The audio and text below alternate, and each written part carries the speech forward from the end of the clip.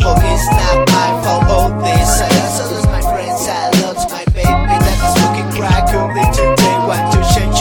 He wanted so the cougar will try more like to feel.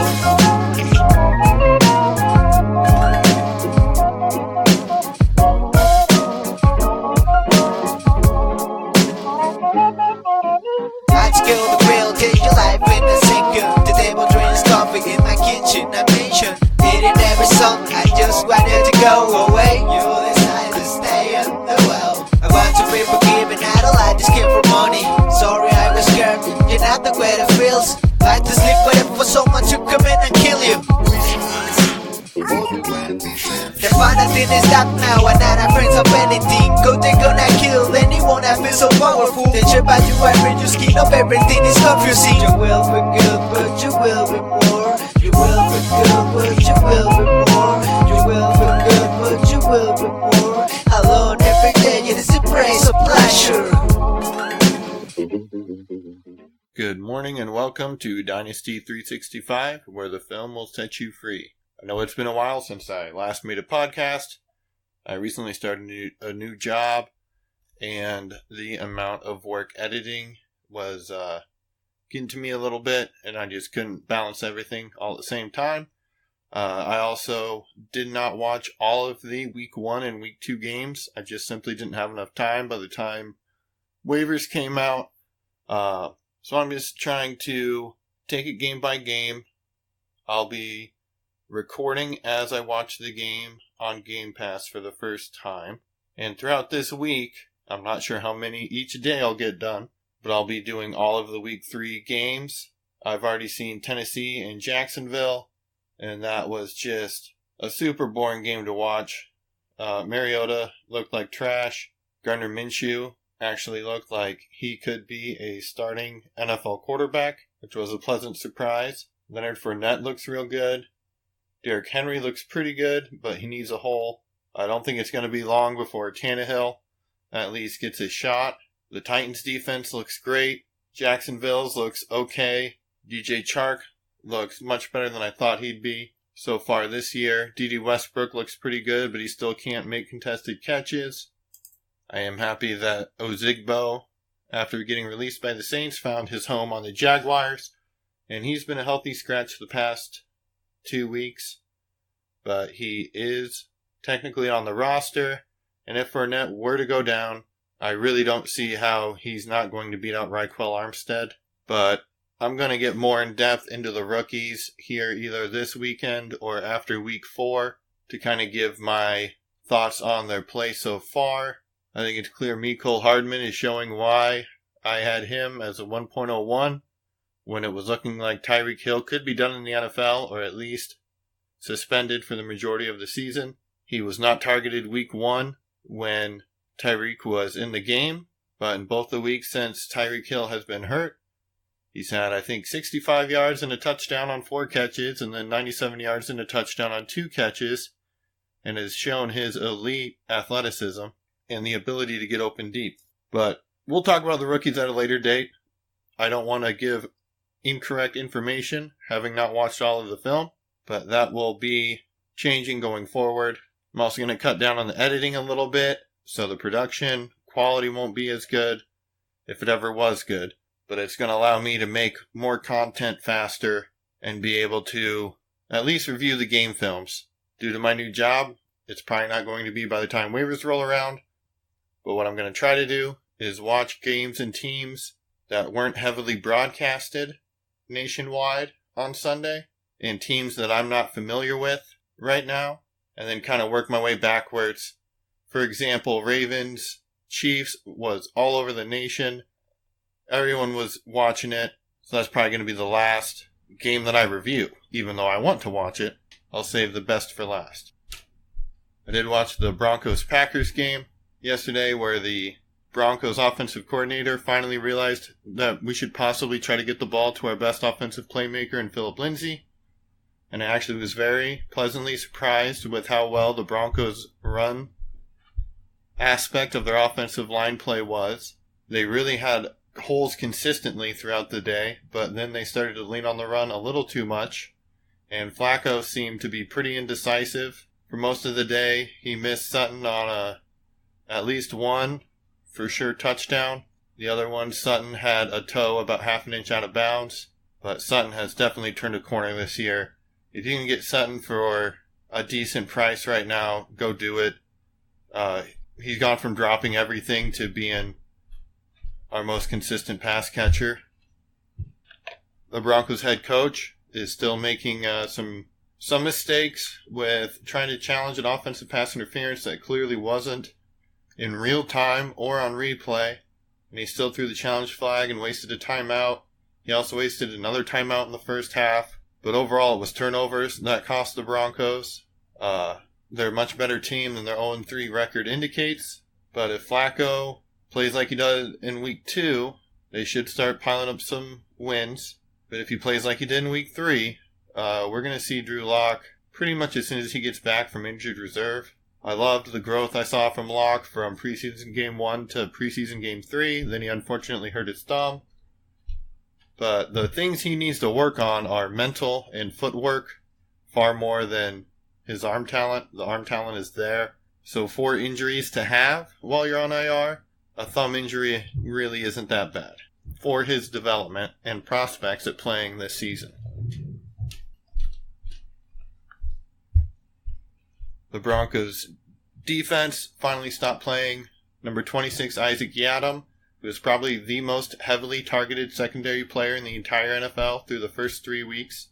It would blow my mind if he wasn't. It blows my mind that he was still playing in Week 3 when he proved 2 weeks in a row that if the other team targets him, they're going to have a good result. Number 41, Devontae Bosby, I believe an AAF player, stepped up for him and was a far better player, had some nice pass breakups, really good change of direction. So that was a good sign. The Broncos starting middle linebacker Todd Davis came back, which is going to help a little bit in defending pass-catching tight ends and running backs. But overall, the defense is not as good as I thought it would be, and the offense is slightly better, especially if they continue to use the running attack. Royce Freeman looks much better than he did last year. He still tries to bounce it outside way too often instead of selling the outside burst and cutting up field. He did start to do that more as the game grew on, but that was only after probably 5 or 6 failed busted outside attempts that would have easily been a first down. Anyone who thinks Lindsey isn't better than Freeman is a moron. Lindsey's far superior to Freeman. He just still is. Freeman has gotten a lot better, but it's still not close. Lindsey is, for right now, the Broncos offense. Emmanuel Sanders looked a little bit slower after his big game last week. He definitely has lost like a third of a step. He's still pretty explosive, but there was an outbreaking route in the end zone where he worked vertically to about 2 yards off the boundary and then broke left. And the old Emmanuel Sanders would have taken 1 step and planted, and he took about 3 steps and planted. Still probably wouldn't have made the play, but I'm starting to get worried about Sanders' health over the course of the year, just from how much slower he looked in Week 3 after getting a substantial workload in Week 2. Noah Fant fumbled on a pretty weak strip attempt. He's going to be good at some point, but it is going to take him a little bit of time. And now I will pause the recording, and I'll start watching the game film, and I'll pop back in when I see things, little tidbits here and there. And by the way, if you don't own Raheem Mostert, it's probably too late, but he looks quite good. I haven't seen the game yet this week. I saw that he fumbled, but he is just as explosive as Matt Breida and makes a lot of people miss. But anyways, on to Houston versus the Los Angeles Chargers. So first quarter, 11:46. Second down, and Houston just tried to run a little shovel pass to Kenny Stills, and he got demolished by Denzel Perryman. Much more, knowing Perryman, much more reflection on Kenny Stills' current athletic ability, and that's not a very positive sign. So if you're still holding on to Kenny Stills, that's just one play, but he's not looking to game-breaking. Deshaun Watson had a boneheaded double clutch attempted incomplete pass to the running back who got pushed backwards. by Joey Bosa on the screen. Failed screen. And Watson threw it about 2 yards behind where he was standing, making it be a fumble. Desmond King for the Chargers picked it up. Watson has seemed a little off so far this year. And also the Kenny Stills play that I mentioned earlier kind of makes me think Kiki QT isn't fully healthy, because that seems exactly why you have a gadget player like Kiki QT. But really bad turnover by Watson. Sometimes you just got to take the sack. Surprise, surprise.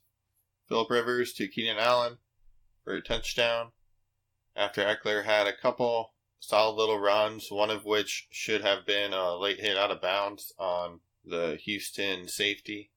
The original Philip Lindsay, for me, Austin Eckler, has been a really nice little guy to own this year. He's going to be at least a pass-catching back outside of injury for at least a few more years. So he's one of those players you should try to sell high if you can, but most people probably aren't valuing him appropriately based on the fantasy numbers he's going to be putting up this year until Gordon gets back, if he does come back. And he'll still be involved. He has standalone fantasy value. He's proven it the last 2 seasons. He's going to keep having standalone fantasy value. So don't sell for nothing. I don't think I'd sell him for a second round pick. Maybe if the second was next year and the team was weak. But with Eckler, if I needed any sort of running back depth, which you should always want, I'd be holding him and using him. It's pretty telling that the Texans are actually targeting Darren Fells twice instead of Jordan Akins. Akins is pretty much unrosterable in any league, especially with Jordan Thomas and Kahale Warren coming back. I'm sure Kahale Warren has been dropped in a bunch of leagues, but he legitimately is up there in the same tier as Fant, Hawkinson, and Irv Smith. So would you drop one of those 3 players just because they had an ill-timed concussion during preseason of their rookie year? I know I wouldn't. If Warren is available, I can't urge you enough to pick him up. I think it's a high chance that if he doesn't beat out Jordan Thomas this season, it's going to be happening next season. But if they're having to target Darren Fells twice on 2nd and 3rd down in the first quarter of a close game, it's showing they really don't have that many receiving options in that offense. Kahale Warren is a size-speed mismatch with great natural ball skills and ability to uncover from both man coverage and zone. All tight ends take time, especially rookies, usually, unless there's a wide-open depth chart in front of them, or they're a freak of nature. But Warren is pretty close to a freak of nature athlete. Deshaun Watson scrambled to his left and ran on a 3rd and 14.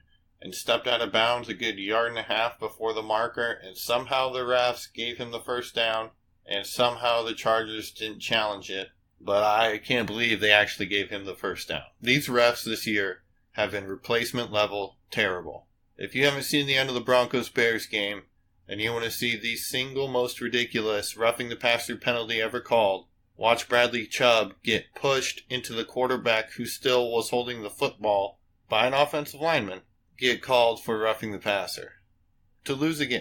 But that ball was 1.5 yards short, and I can't believe that the Chargers didn't challenge that, or that the booth didn't challenge it, because he was short. Carlos Hyde missed a wide open hole on the inside of the right tackle.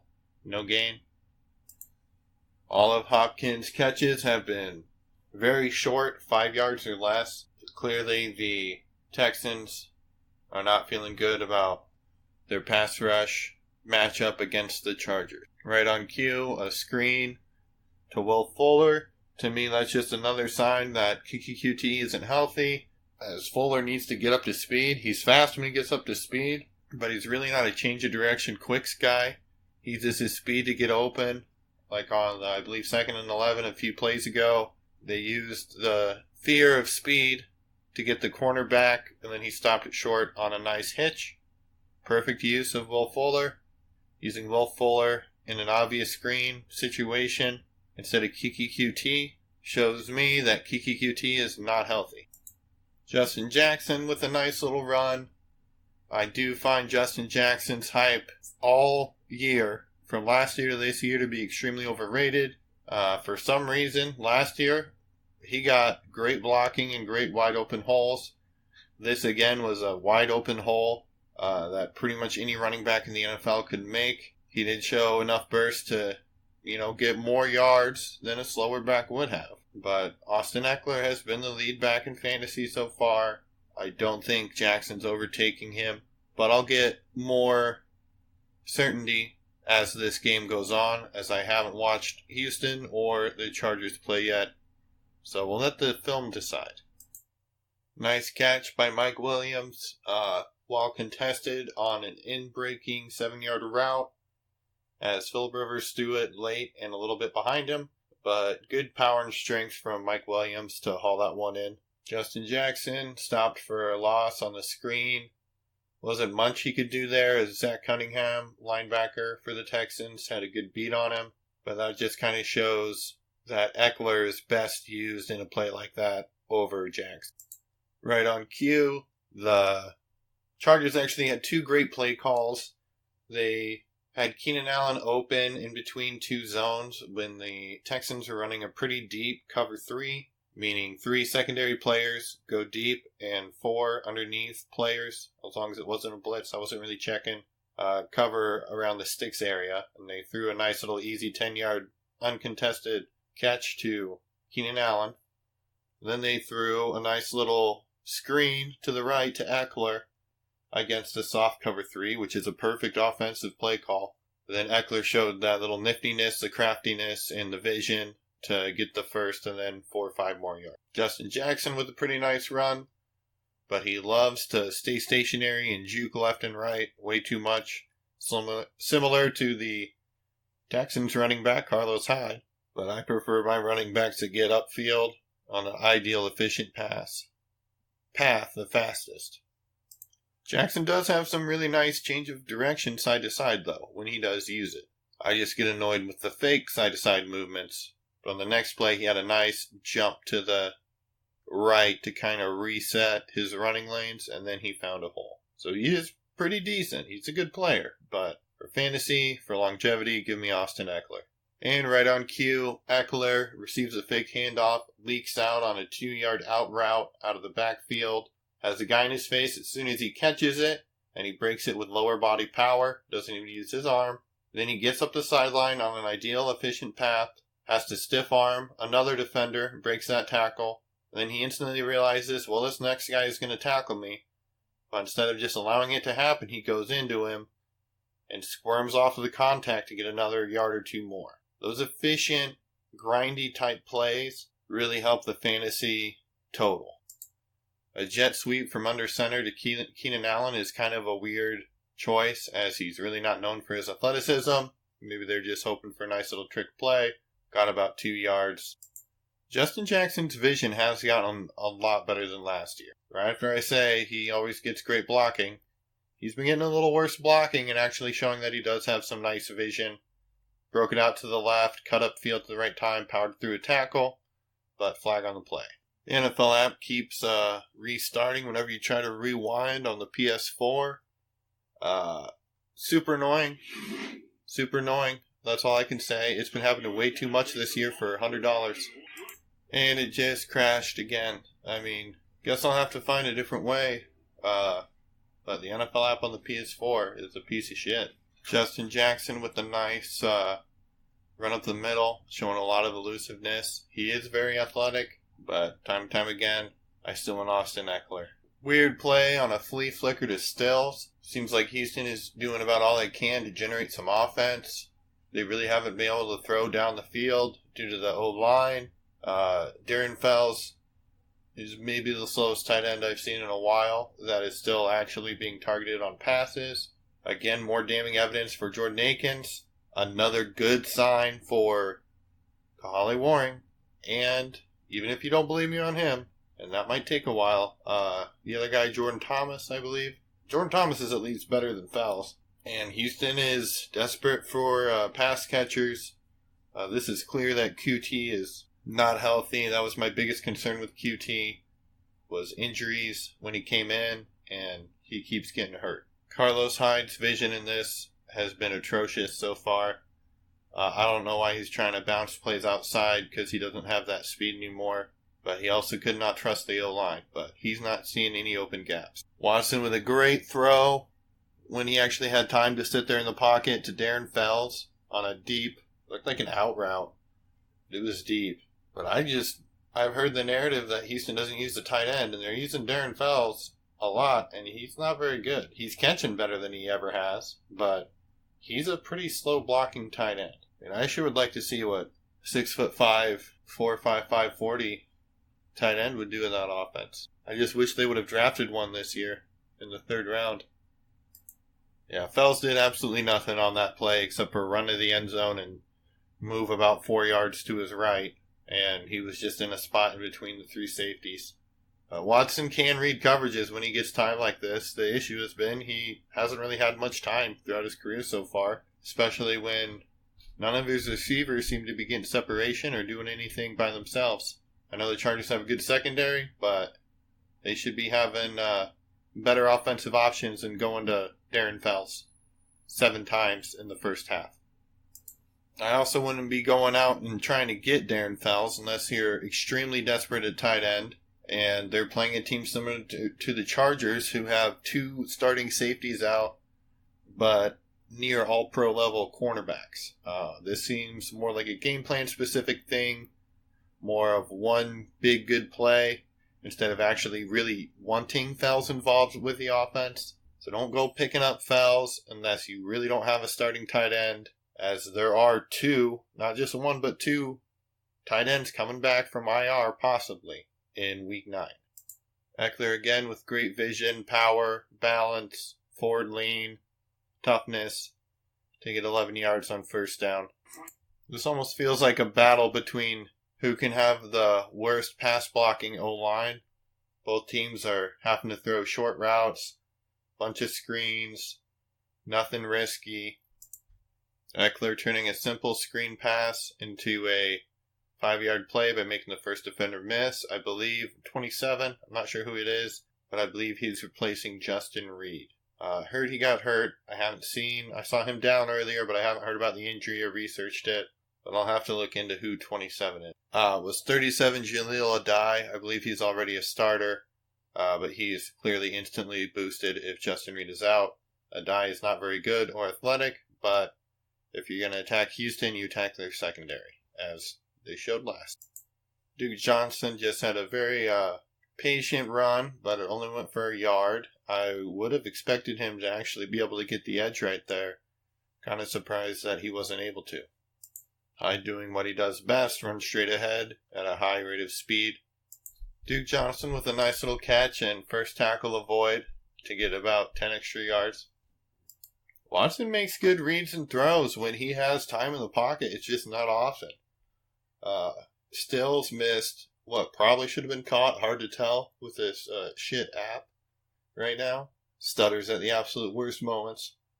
But that looked like that one was on Stills. Nice catch by Mike Williams on a post. He's not looking that fast, but he's clearly getting open. Turns out Justin Reed is back in the game, so I must have been premature. But I did hear he got hurt, so I guess that might be coming up. I always find it funny when a linebacker tackles a guy and then is shocked that he had pass interference called on him. Like, dude, you just face guarded him and then tackled him, and then the ball hit the ground. What do you expect? Eckler again turning a tiny little dump pass into an 11-yard gain. So far, he's pretty much been their offense. Keenan Allen has had probably 3 catches, Mike Williams 2, and Eckler, 5 or 6. Rivers definitely doesn't have the same trust and awareness of where Jackson is, the other running back, compared to Eckler. He could have just done the exact same play he just did to Eckler, but he just either didn't have him on the mind or doesn't trust him. Hard to say. Great adjustment to the football on an underthrown ball by Mike Williams, having to slide and come back to the ball. They're about to review it. I'm not sure if he caught it or not. It looks really close. They ruled it incomplete, so I'm going to guess that they're going to make it stand incomplete. They're going to not confirm it or overturn it, but we'll find out after they get the review over with. Ruling on the field stands.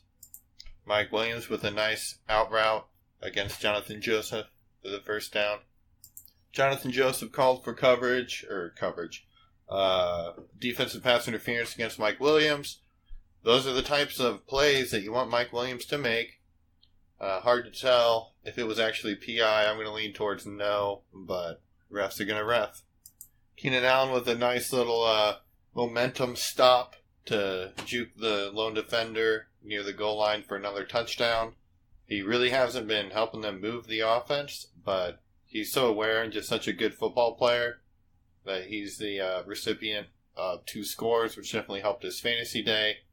But he's definitely not unguardable by this Houston secondary. They've pretty much kept him bottled up outside of a few good schemes, and Rivers knowing how to take advantage of that. It's also pretty funny to watch their old safety, Jaleel Adai, 37, for the Chargers, be on the Texans and talk all this shit to Eckler and Jackson and act like he's God's gift to secondary when in reality he's one of the worst strong safeties in the NFL. I do like the way he plays, though. It's just kind of funny to see the emotion of the revenge game for Jaleel Adai. I actually do think that Justin Reed was hurt, because I'm pretty shocked that he didn't break down to make that tackle on Keenan Allen. He definitely would have last year. I mean, maybe he got worse over the offseason, but I'm going to go with he got injured earlier in this game, something with the lower body, but I'm not sure yet. I'll go look it up. Well, from what I can see, it looks like Justin Reed just had a shoulder injury. That's just kind of a weird play for him. Maybe Keenan Allen really did just juke him out. Maybe he didn't want to hurt the shoulder. Hard to tell. I mean, Keenan Allen's a great player, but Justin Reed is pretty darn athletic. Deshaun Watson with a crazy escape inside the pocket, just dancing around. I'm pretty sure he was down. I'd have to see a replay. I'm pretty surprised the refs let that keep going. But he either needs better protection or he needs to learn how to navigate the pocket a little better, because that is pretty concerning. Great throw from Watson to find Stills deep.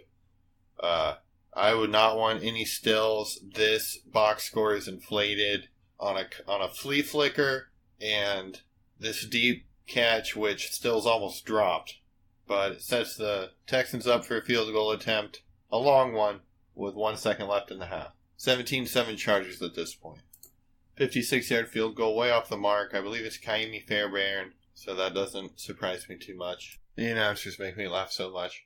Jordan Akins gets a 3-yard catch and then doesn't make anyone miss, doesn't do anything. And then the announcers are talking about how the coaching staff loves him and how they really like him. Well, why did you go draft another tight end, and why are you giving all the tight end targets in the game so far to a career blocking tight end? But they must really love him, huh? It sure is a revenge game for Jaleel Adai. I mean, that was a nice tackle there on special teams.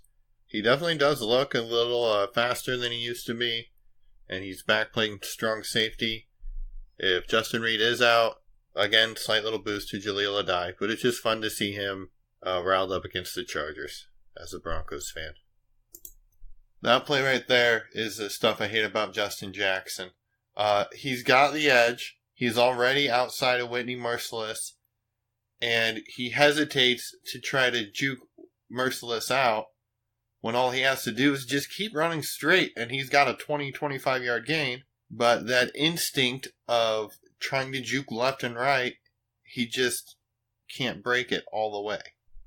Then they throw a little check down to Jackson on the right side, and he can't make the first guy miss. It's things like this that show for certain Austin Eckler is the back in this backfield, especially if Gordon returns, Jackson's getting very little play outside of just being a runner. But even then, Eckler's better. Not as athletic, but he's a better running back in multiple different ways. They need to get at least 3 new offensive linemen in Houston, or the Chargers' pass rush is the best in the NFL. I'm inclined to believe the former.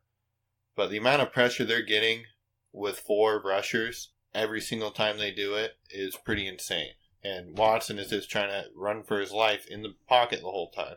Great throw and better catch in coverage on an outbreaking route on 3rd and 14 while getting hit by DeAndre Hopkins. I'm not sure what the fantasy totals are. I'm pretty sure Carlos Hyde is doing better than Duke Johnson so far this year. I'd much rather have Duke Johnson.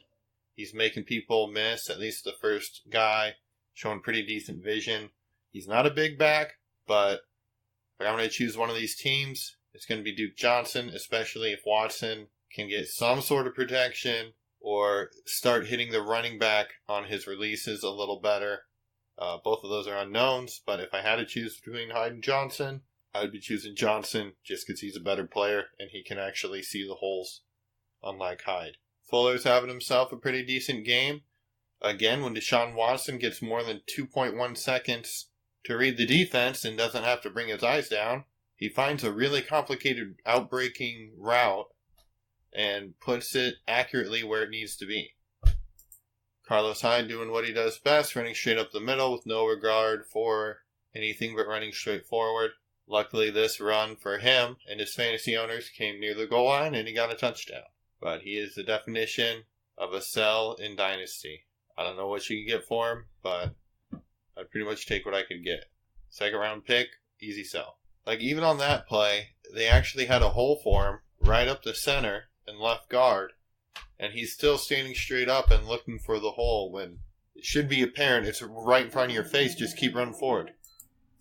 Allen with a couple of nice grabs on this possession to pad those stats. One on 3rd and 13. Contested play, pretty nice. Eckler just keeps finding the hole. Vision is the number one trait in any running back, in my opinion. And I keep hitting on these small school late round running back. That's the sound of me tooting my own horn. I know Ozigbo's going to pin out at some point, and Holyfield. I don't know when, but about as close to a guarantee as I can make. Those two guys, when given opportunity, will get production. Just like Eckler did, just like Lindsey did, just like James Conner did, just like Marlon Mack did, just like Alvin Kamara did. I can say that Mike Williams still needs to work on his route running. It's pretty obvious which direction he's going to break, and he doesn't have the elite change of direction to overcome that. Watson sure does make some absolutely insane, crazy throws, like receiver running full speed with coverage underneath. Watson's getting pressured, and he'll still drop a dime. He is really impressive. I just wish Houston would build around him a little bit. Will Fuller fails to make a contested catch, as usual. Denzel Perryman actually does look a lot more athletic than he did last year. He's kind of always been really injured. This year he does look a lot healthier. He is making some big hits and some big plays. He's probably already owned in your league. Thomas Davis has been the big one. I know Kaiser White has been getting a lot of play. But I am positively surprised by Denzel Perryman. DeAndre Hopkins finally has a big play. He finally gets Desmond King on him instead of one of the top corners for the Chargers. Desmond King is still really good.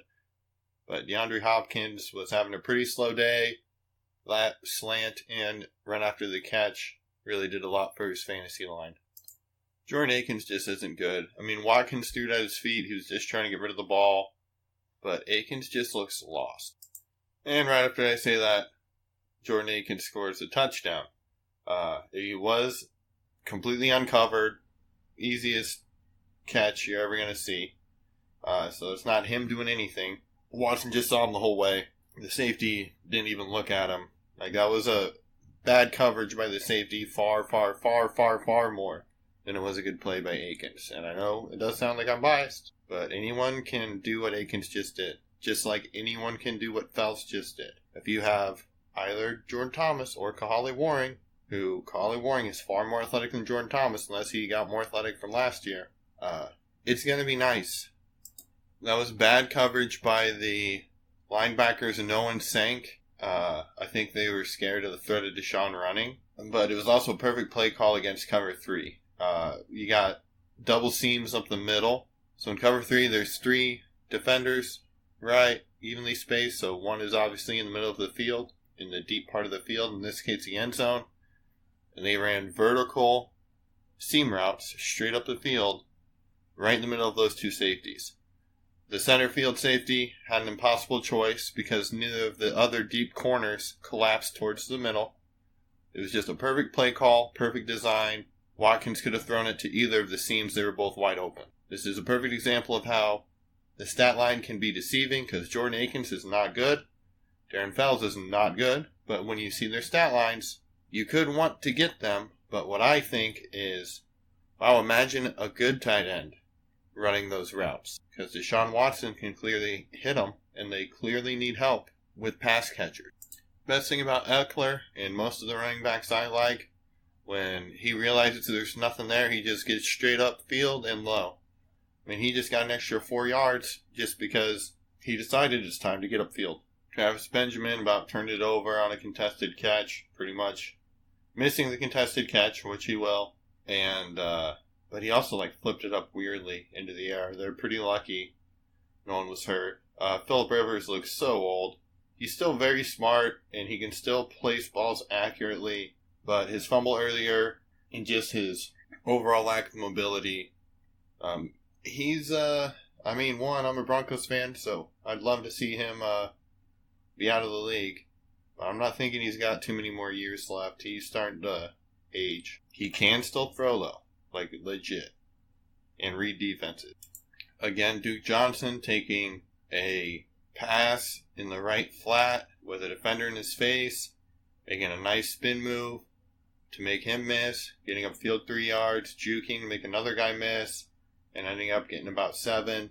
I'm kind of blown away at how Houston is needing pass catchers, and they're not using Duke Johnson more if Bill O'Brien is this offensive genius. Maybe Duke Johnson can't handle the workload.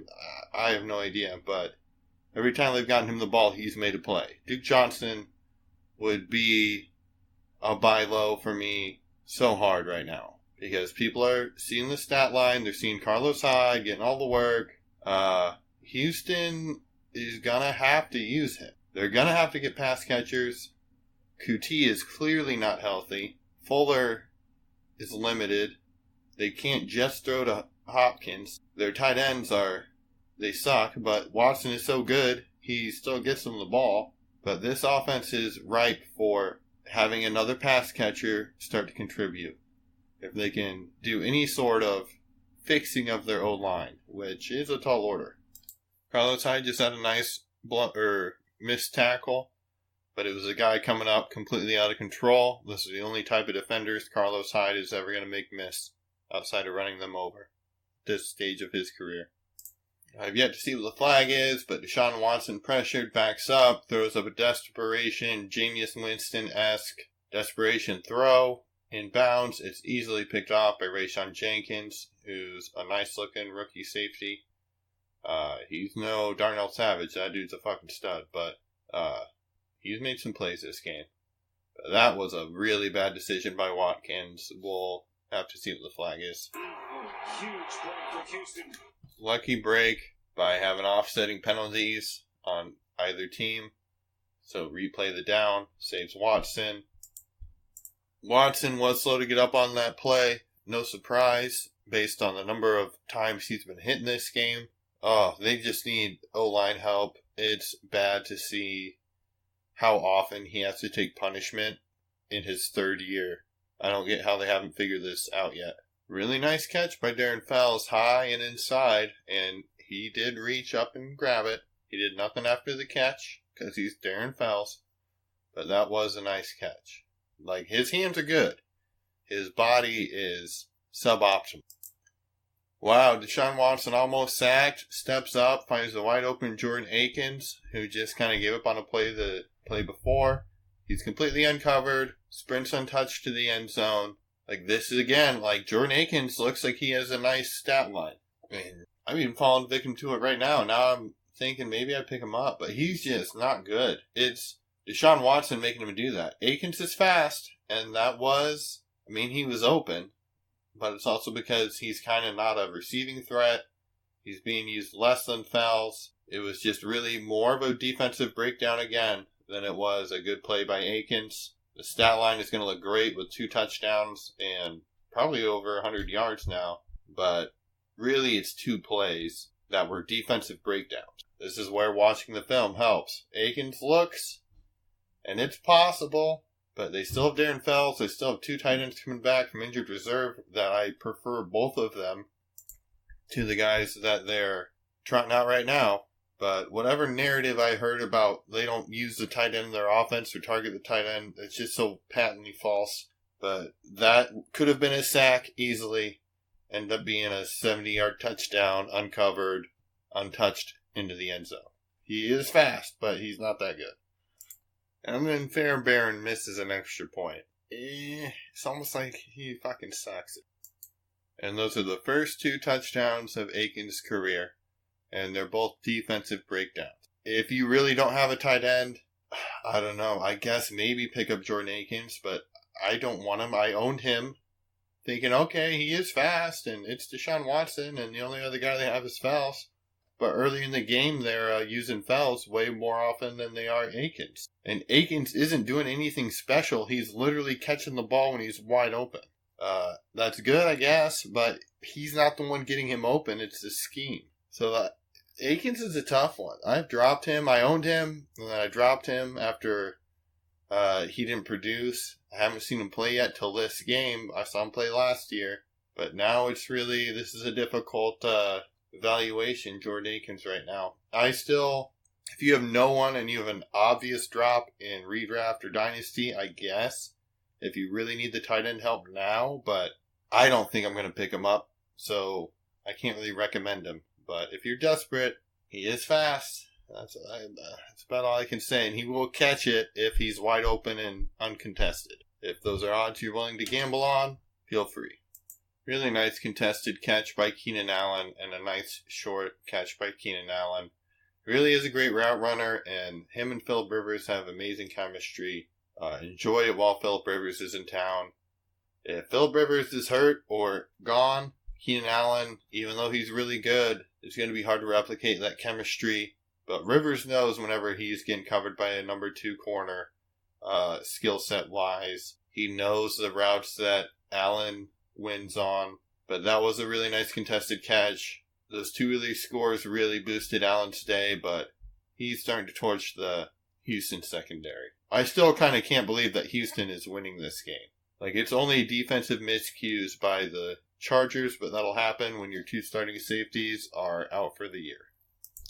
Great jump on the ball by Joseph, 24 for the Texans, the corner, but he drops the easiest pick I've ever seen, and that's why they play defense.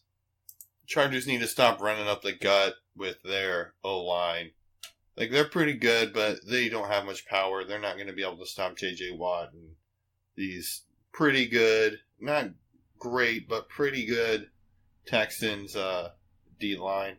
It's just, be more creative. You're down by 10. With 7:53 left in the fourth, I'd be wanting to do a chunk play. I'd be trying to fake that and maybe not go deep, but a 7-yard slant. You can't complete that off of play action on 3rd and 1. Come on. And that play is why 6:35 left in the fourth. Why I really am not going to be trying to roster Akins. I mean, I might just because they clearly don't have any other healthy receivers. But then they went right back to Fells, lined up on the right far sideline as a wide receiver for a little 10-yard gain. So they didn't reward the guy who just had a big play. They must know or trust Fells more than Akins to make that possession-style catch. So it's almost like a timeshare running back by committee. It's the same with the tight ends. Maybe that'll be the same when Thomas and Kahale return. And Kahale is still a rookie, but if Watson can stay healthy and Waring shows the traits he showed in college, Waring is going to score some fantasy points sooner than later. Watson just got popped by Thomas Davis. He is taking way too much punishment for someone who's already been hurt this often in 3 years. I love him as a player, but they need to figure something out. I just hate to see his career be lost due to injury because they can't get a competent O-line of fat people. Zach Cunningham looks real good. Like, he's even playing special teams and making open field tackles on special teams. He's the one who came up earlier and pop Justin Jackson. He's a pretty great IDP player to have. It's insane how often Keenan Allen is open against the secondary.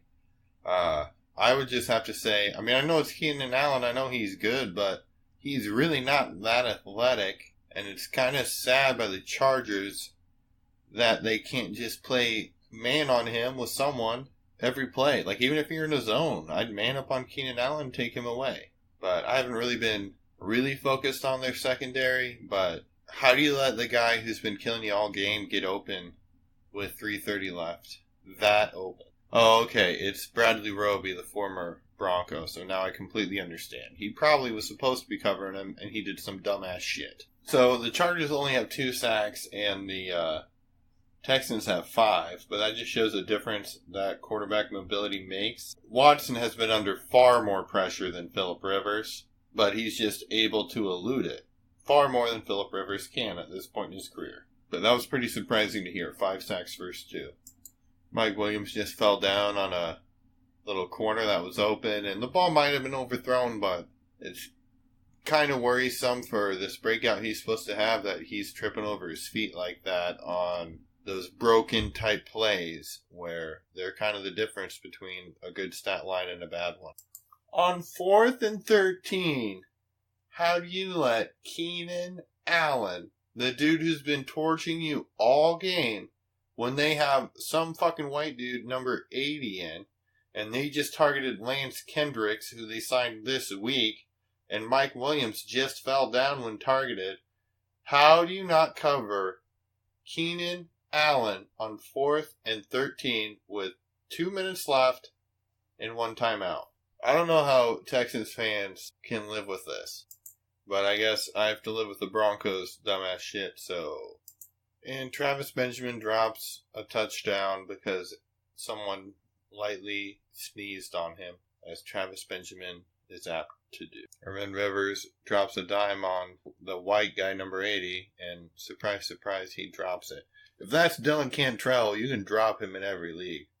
I don't know how you drop that pass. 10-yard out route, right in his hands, dropped. Sorry, it was Culkin, the tight end, so no one owns him. Rivers running is so funny. Like, he's so slow now. He used to be pretty mobile, but I guess having 17 kids takes that out of your legs or something. Nice play call of lining up in 4 wide and giving Eckler the ball on an inside draw on 4th and 2. You know Eckler's going to get it. This is why you want Eckler over Justin Jackson, because the coaches like him more, because he does things the way a running back is supposed to do things. And Rivers runs again. And, like, he's tired by the time he gets to the sideline. Like, he got 1 yard. It's just so funny. Mike Williams just had a nice catch to get him down to the 11 with 24 seconds left. They'd have to stop the clock. Instead, there's holding on the O-line. 5 sacks and this many holding penalties. I don't think the Houston D-line is this good. I know Merciless is playing well and Watt, but I'd be concerned as a Chargers fan. But I'm not, so I'm happy. Fuck the Chargers. And fuck Phillip Rivers. Most of all. Rivers actually just threw a ball pretty much on the money on a seam route, maybe ill-advised on 3rd and 14 to Mike Williams. But it got tipped before it even got to him. Then on 4th and 14, he hits Keenan Allen on a deep slant / fat post, I guess. And Keenan just wasn't expecting it, it looked like. But he should have caught that. Regardless, they would have had to spike the ball and then go for a touchdown. But Rivers still has the accuracy, the arm mechanics, the throw. Well, his arm mechanics are shit, but they work. And the mental ability to play quarterback in the NFL. Wow. Jaleel Adai, former safety of the Cardinals, who we talked about earlier, 37, got flagged for taunting after the incomplete 4th and 14 and gave the Chargers a first down with 11 seconds left. I mean, I'd like to see that because this is another example of the refs making a game-changing call over shit that did not happen during the play. And it's becoming a fucking joke. Let the fucking players and the coaches win the game. Let's stop having the fucking zebras say one guy's being too mean after the play already happened and give him a first down with 11 seconds left, 15 yards forward on a 7-point game. Okay, I spoke too soon. It's not a first down for the Chargers. I need to listen to the Zebras who are trying to throw the fucking game. Houston still gets the ball. They're just backed up 15 yards. I'll take that. I thought it was the other way for something that didn't happen. That's my bad. See, I admit when I'm wrong. It's weird. It's like something people should do, especially dynasty analysts. And I get it's hard. You get attached to players and you think you're right and you want to be right. But just like Jordan Akins, I don't know. I still think he's not very good. But you have to make a decision based on incomplete information and a small sample size. There's a reason why dynasty experts, quote unquote, which I'll never fucking call myself an expert, I just think I tend to be more right than incorrect. But for dynasty experts, the hit rate is like 60% because this is hard. You have a small sample size. It's not fantasy baseball. And you're trying to project these people over years. But I don't want Jordan Akins for years. I don't even really want him for weeks. If you need help, you're in a dynasty or a redraft league where you have no tight end, maybe. But even then, roster spots still cost money. Okay, so takeaways for that game. Keenan Allen is still a stud. Phillip Rivers still has it. Both the lines suck. Both D-lines are pretty good. Linebackers for the Texans are a lot better than linebackers for the Chargers. Corners for the Chargers are good. Safeties suck. I don't know, suck, but they don't play their assignment right now. Secondary for Houston still sucks. And I really need to figure out this Justin Reed thing. I think I just listened to a podcast and they just didn't know what they're talking about. They made it sound like Justin Reed is out for weeks and I can't find any news on that. So who knows? If he's fine, then keep playing him in your IDP leagues for sure. Texans need to figure out some protections or leave more blockers in or something, but the amount of pressure that they got consistently with 4 pass rushers is pretty ridiculous. I mean, I know they have Bosa and Ingram's pretty good and Mebane is pretty good, but that was pretty embarrassing to be honest. And if I was a Texans fan and you're going to risk the franchise that much, like, Jesus. I know they traded for one, but they give up 2 first-round picks to trade for one left tackle, acting like it's going to fix their whole line. What about the other 4 guys? They're awful. I don't know. Buy low on Duke Johnson, buy low on Kahale Warring, but I feel like Kahale Warring is the most slept-on player right now. He's all over waiver wires. People don't even want to waste an IR spot on him, which is insane. If Hawkinson was on IR for a concussion his rookie year, would you drop him? No. Why would you drop Warring? Stash him on IR. Wait a year. Akins, maybe a pickup if you're desperate at tight end.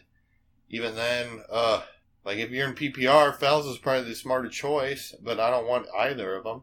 But they have no pass catchers. QT must be ridiculously hurt. If he's ridiculously hurt, why are they having him out there blocking on plays? I don't even think QT was targeted once, and last year he was running amazing routes. This is just concerning. Just this one game makes me concerned for Deshaun Watson's career because they can't protect for him and they're making everything about him. The fears people had about Lamar Jackson, I'm 10 times more worried about Deshaun Watson lasting than I am Lamar Jackson. If this is how the Texans are going to try to protect him. Well, they fired their GM. I don't know if they've got a new one yet. If they did, they need to, I don't know, not trade away 3 first-round picks, or whatever it was, 2 firsts and a second for 1 O-lineman when you need 5. It's just starting to reek of dysfunction for the Texans. And I don't want to overreact too much from one game, but I'm concerned for Deshaun Watson, his health, the number of injuries he's already had. He already is trying to take a bunch of aggressive risks. And I know the Chargers have a good pass rush, but I don't think it's that good. It shouldn't look that good. The fact that he was only sacked twice and Houston sacked the Chargers 5 times is insane. Because the Chargers got way more pressure consistently. Like they were overpowering all 4 guys that they were lined up on. When Houston would get 1 guy breaking free. That's a huge difference. Anyways, it's a good game. It came down to the wire. That taunting call really got me. I thought that was going to be foreshadowing with the Jaleel Adai revenge game, and he was acting so hyped up. I'm not surprised he got a penalty, but I'm glad they didn't change the course of the game like they did with the Bears-Broncos. That's the only game I'm going to do tonight. I really got to start hitting it hard this week. My plan is to watch every game this week. I need to figure out a way to make this a little faster, but fun game to watch. This weekend or next weekend. I'm not sure if I want to do it after 3 weeks or 4. Probably 4. I'm going to look at all the rookies' plays on offense and re-rank where I would take them right now. Mecole Hardman has looked good. I don't know what to say. He's looked so good. I haven't really watched Marquise Brown, and I didn't watch the Ravens-Chiefs game yet, but I know in week 1, Mecole Hardman was open a lot and not targeted. Week 2, he was open a lot and not targeted. Mahomes is actually playing worse this year than he was last year. I think the hype and the pressure got to him a little. He's overthrowing a lot of balls, but he'll calm down. But that Mecole 101 prediction is not looking that stupid right now, I don't think. You see what's happening when Tyreek Hill's gone. I know Tyreek's coming back, but if he wasn't, Mecole Hardman has been a start for sure and paid off. Both weeks, Hill has been out. Anyways, that's all for tonight. I do feel behind. It's hard for me to recommend any roster moves if I haven't watched the film, so I'm not going to. I'm not going to pretend I've watched the film, like most Dynasty analysts, and just say bullshit that I haven't seen. This is what I saw. Maybe I'm right, maybe I'm wrong. You make your own decisions. Learn from the results. But tomorrow we're going to watch, hopefully 2 games, and we're just going to keep going from there. You've been listening to Dynasty 365, where the film will set you free.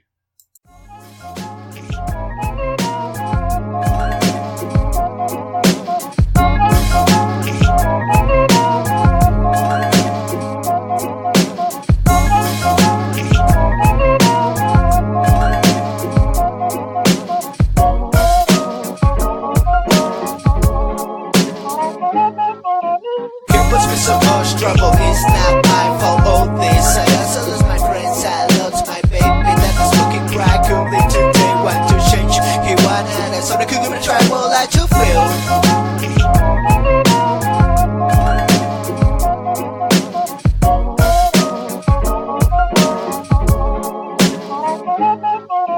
I'd skill the grill, take your life in a second. The table drinks coffee in my kitchen, I mentioned eating every song, I just wanted to go away. You decide to stay in the well. I want to be forgiven, I don't like this kid for money. Sorry I was scared, you're not the way it feels. Like to sleep with it for someone to come in and kill you. The final thing is that now we're not friends of anything. Go they gonna kill anyone that feels so powerful. They trip at you every you skin up, everything is confusing. You will be good, but you will be more. You will be good, but you will be more.